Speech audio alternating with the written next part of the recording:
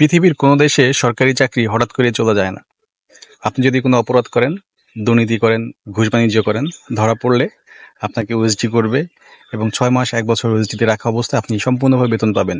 কিন্তু এই ১ম একটা নতুন আইন হলো, সেটা হচ্ছে যদি আপনি দুর্নীতি করেন, তাহলে আপনি সেটা প্রমাণ যদি মিলে যায়, তাহলে আপনি সোজা বরখাস্ত।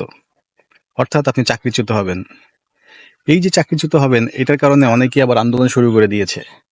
কেন? কারণ তারা দাবি করে পৃথিবীর কোনো দেশে সরকারি চাকরি এইভাবে চলে যায় না। সরকারি চাকরিজীবীদেরকে এইভাবে বরখাস্ত করা হয় না।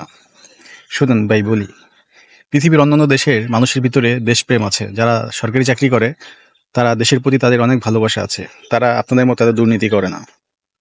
যার ফলে এই আইনটা আপনাদের জন্য অনেক কষ্টের হচ্ছে। কিন্তু এই আইনের যদি বাস্তবায়ন হয়, এই আইন যদি চলমান থাকে, তাহলে বাংলাদেশ অনেক দূরে এগিয়ে যাবে। কারণ এই আপনাদের মতন কিছু লোক, এই সরকারি কর্মকর্তা, এদের জন্য দেশ অনেক পিছায় থাকে। ১০ টাকার কাজ আপনার সাধারণ মানুষের কাছ থেকে ২,০০০ টাকা নিয়ে থাকেন। আবার ২,০০০ টাকার কাজ আপনারা মানুষের কাছ থেকে ২০,০০০ টাকা নিয়ে থাকেন।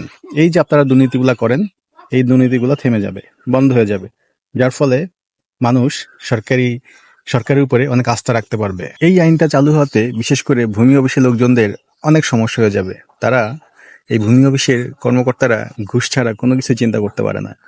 আফসোস আপনাদের জন্য, এতদিন লুটে পুটে যা খেয়েছেন এখন সব বের করা হবে। শুধু বরখাস্তই না, যদি আপনি দুর্নীতি করে ধরা পড়েন, শুধু আপনাকে বরখাস্তই করবে না, পাশাপাশি আপনাকে এতকাল যাবৎ যেই পরিমাণ টাকা আপনি ঘুষ নিয়েছেন, অবৈধভাবে লেনদেন করেছেন, সব টাকা ফেরত দিতে হবে।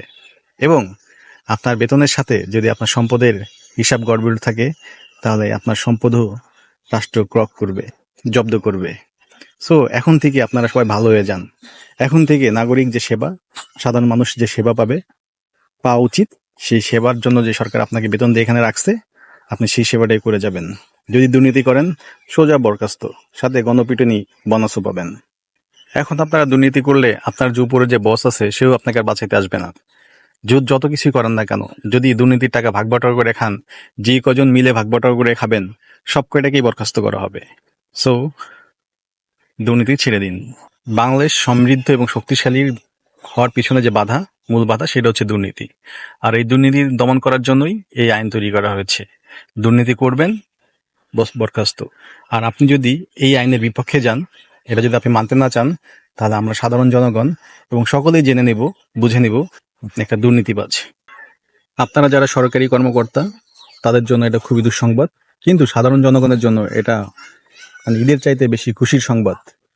সংবাদটা কি? দুর্নীতি করলেই বরখাস্ত। আমরা এই আইনকে সম্মান করি এবং এটাকে আমরা মনে প্রাণে চাই।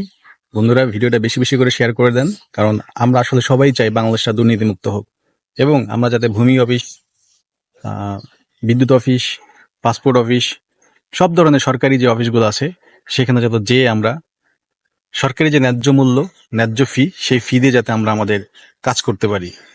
ধন্যবাদ সবাইকে।